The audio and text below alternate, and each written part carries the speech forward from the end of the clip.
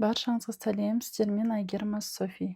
Сіздермен осындай өте дәмді жарты сағатта дайын болатын, ешқандай қиындығы жоқ және қоспалар қолжетімді осындай бәліштің түрімен бөлісетін болам.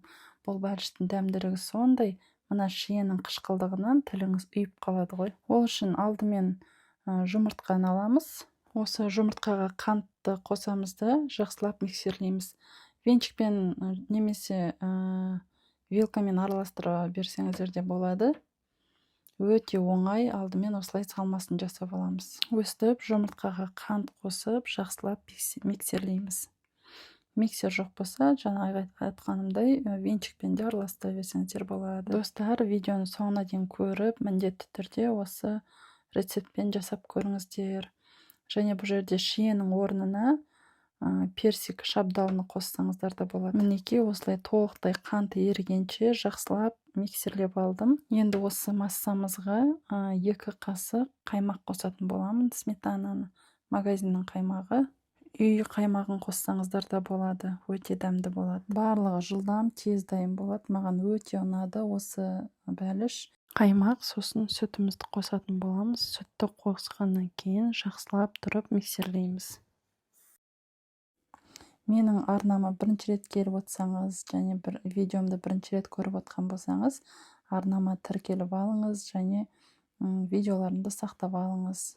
Енді осы массамызға ұнды қосамыз. Ұнды үкіштен өткізіп алсаңыздар да болады, бірақ міндетті емес. Және қопсытқыш. Сосын ванильді қантымызды қосатын боламыз.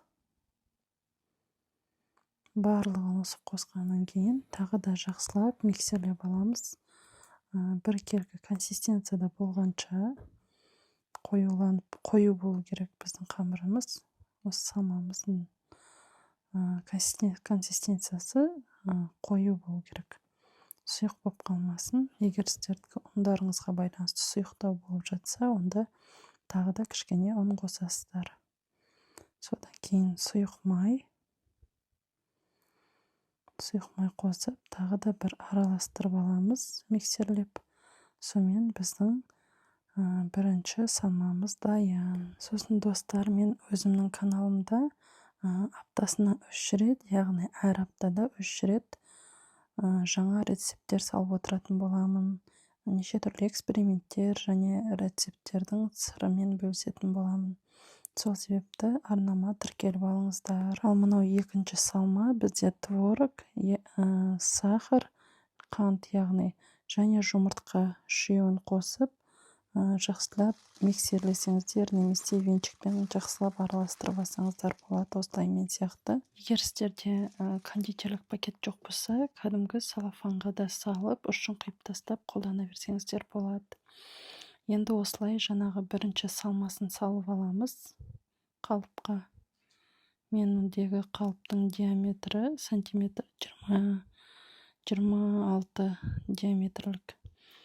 Дәл осы мөлшердегі рецептмен 24-22 диаметрдегі формаға жасасаңыздар да болады. Мінекей осылай біздің сүзбелі ірімшігімізді жаңа құйып шығамыз. Бұл жерде біз творогқа жұмыртқа қосқан себебіміз творог қатып, іріп кетпей жақсы болып піседі. Және осылай шиемен үстін әрлеп қоямыз. Бұл шиенің дәмінен өте керемет дәмді бәліш болып шығады бұл. Осы шиенің қышқылдығы қатты үйлесіп тұрды осы творогпенші. 180 градуста 40 минут пісіріп аламыз. Сонымен біздің бәлішіміз дайын. Өте дәмді болды. Жолдасыма қатты ұнады. Обычный творогтан жасалған чизкектерді, песочный тестомен жасалған творожныйды ұнатпайтын. Ал бұл бәлішті прям ұнатып қалды.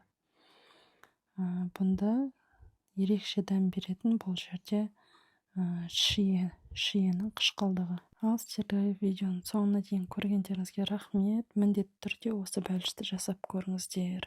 Сіздерге ұнайтынына 1000 есе сенімдімін. Дәмі деген енді керемет. Осы бәлішті жасаған жандар, астарыңыз дәмді болсын. Сіздермен болған Әйгерім Софи.